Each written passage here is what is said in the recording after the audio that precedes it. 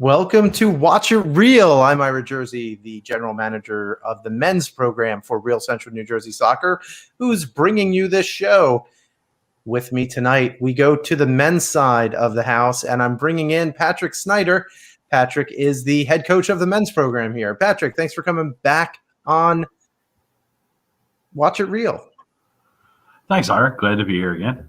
I had so many podcasts and video things that I was about to give name of my day job podcast there in a second, so I had to make sure I was getting the right one. So you were our second guest ever. We interviewed you last July, right after your announcement as the head coach of the team. So first, maybe let's just talk about what the journey's been like from July to the end of the year, because a lot's happened. We've had a U23 team, we've had a couple of tryouts, we've made offers to a whole bunch of players.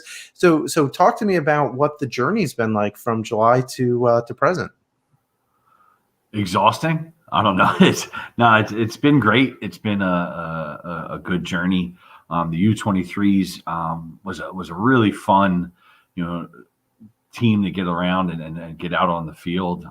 We had some good results, and for a group of guys that was kind of mishmash together, we played some good soccer, going against some teams that were pretty well full of various colleges and groups of guys. So that was a lot of fun. And then moving on into tryouts and evaluating players and trying to put together this roster was, a lot. We had a fantastic turnout for tryouts, and, thankfully we had a lot of good coaches there to help us evaluate and put together a roster that I think is going to be pretty competitive this summer. Let's talk a little bit about, the roster. So the roster is definitely skewed a little bit to the younger side. So we have, some folks who have played in NPSL or and USL League Two before, but a preponderance of the players are, kind of freshmen, sophomores in college right now. What's the plan for these guys and bringing them along as the season and years with the club go on? Well, in soccer, there's a lot of talk about development and giving players chances. And I think we have a real opportunity to be a part of the developmental ladder for some of these guys as they, work their way through college and, from high school into college and then, on to whatever's next from there. And, we want to be, a step along the process for them. And, these guys, from the 17, 18-year-olds that are on the roster through the college graduates, they're all going to be fighting for minutes. So I think, that's going to do, wonders for the young guys, because even if they don't win the minutes this year, they're going to be in such a better spot to go back to their colleges in the fall. And then hopefully back to us next summer with that much more experience and ready to go to really help us, in our program for sure.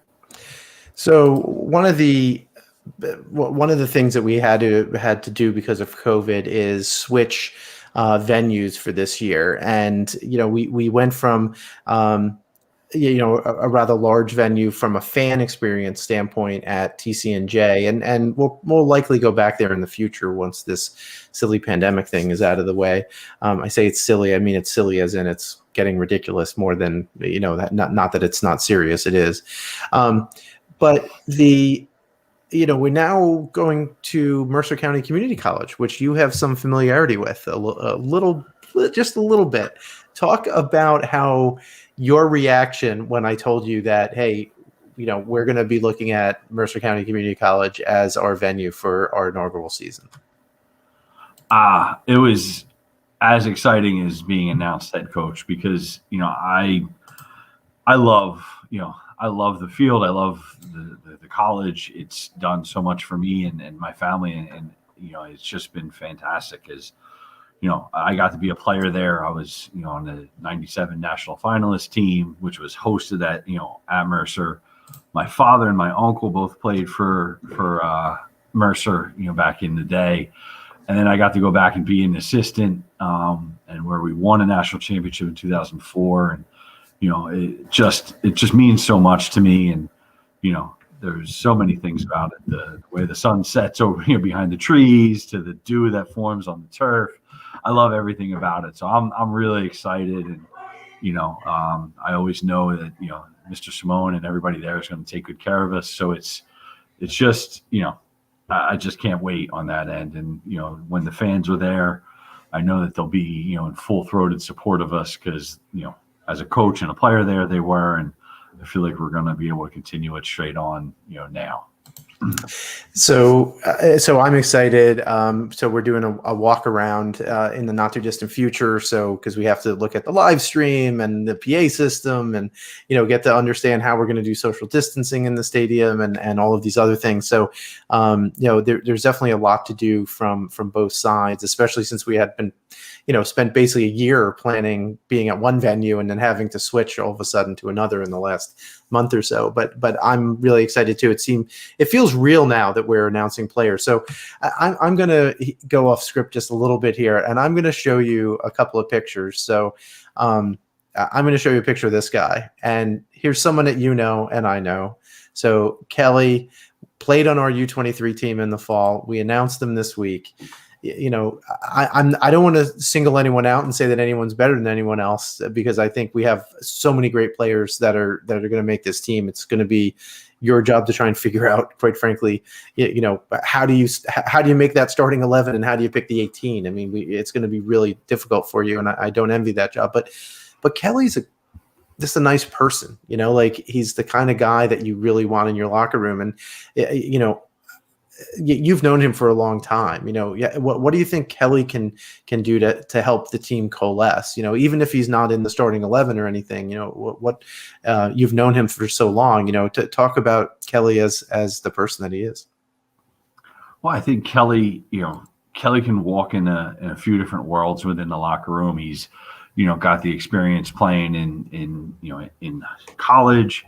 And then he's got the men's league, grinded out, experience. And, he's just, and he's a funny guy. He seems to get along with just about everybody. So, plus, I know when I need something, he's a guy that I can go to kind of, help egg things along, you know what I mean? And I know that he, relishes the role of mentoring the younger guys as well. He wants to help guys along, because some guys helped him, and he wants to keep that kind of pay it forward momentum going.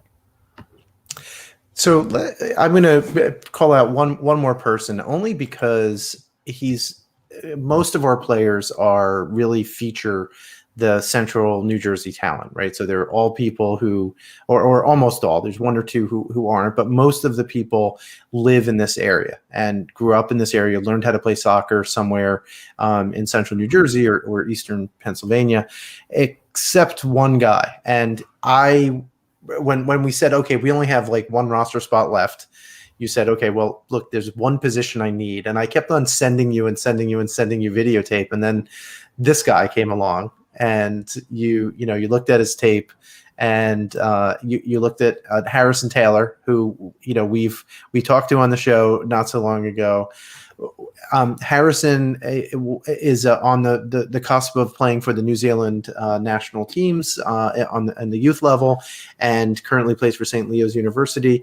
What specifically about him made you want to have him come as one of our few players that aren't from this area?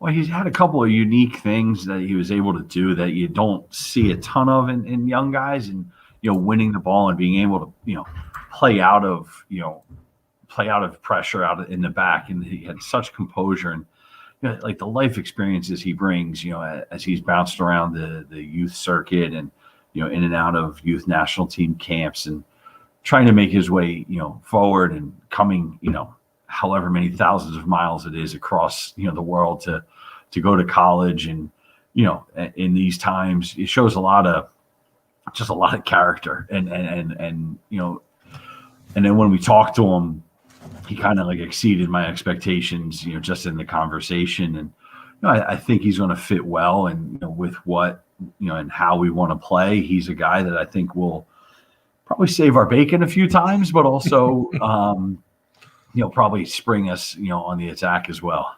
Great. So we're going to take a little commercial break here. It's going to be about 4 minutes. One of our sponsors so kindly did a little interview. And I hope that you use them. We're going to be talking to the Buxton Complex's managing director, and we'll be back in about 4 minutes or so with Coach Pat Snyder. And now we're here with Christy Redding, who is the managing partner of the Buxton Complex in Ewing, New Jersey. Christy, thanks very much for coming on Watch It Real. Thank you, Ira. So first, let's talk a little bit about the history of the Buxton Complex, because you started in 1982, but you haven't always been the Buxton Complex. You were something else well before that. Yes, actually in 1982, I was not even born yet. So my family started the business as the furniture mill, and it was a sawmill, and I grew up there. Over the years, we've changed from a sawmill to a cabinet making shop to refinishing, and now we are the Buxton Complex, that we do many different things. So a lot of people know you as Buxton Boxes because you were for many years Buxton Boxes, doing boxes and storage and things. But like you said, it's now a complex. And when you go to your facility, right next to 295 in Ewing, you have a great you have a wide variety of things that you can do there. I mean, I've shopped there. One of our partners has shopped there, and it's one of the reasons why we thought you'd be a great partner for a soccer club. So talk a little bit about some of the other offerings that you have at the Buxton Complex these days. In 2001, we opened our storage facility. Along with that came boxes and moving supplies. Then we added U-Haul, because who doesn't need a U-Haul to move? So we've been doing U-Haul rentals now since 2002. We are a top 100 dealer in the country, more than 60 times, I believe now. And it's pretty exciting to work with the U-Haul team across the country. And along with that, recently we opened Buxton's Backyard Structures, which we sell swing sets, sheds, outdoor furniture, and the Big Green Egg. And then the Big Green Egg, you have to describe that. You can't just leave that hanging out there. The Big Green Egg is the greatest smoker, grill, and oven all in one. We love to have egg fests and different cookouts and things, but it is a great grill, smoker, and fantastic piece to add to any backyard.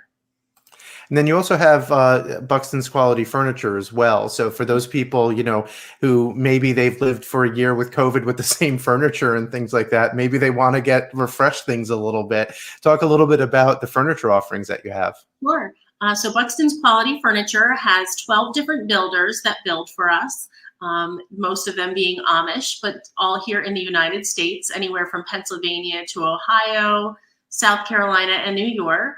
And we offer everything from simple pine pieces that customers can finish themselves to the hand-me-down legacy pieces that you're going to get from our fine builders. So talk to us just a little bit about, how to get in touch with you and when your opening hours are. And maybe for some of our listeners, they could get a little bit of a bonus, like when's the best time to go when it's not too busy?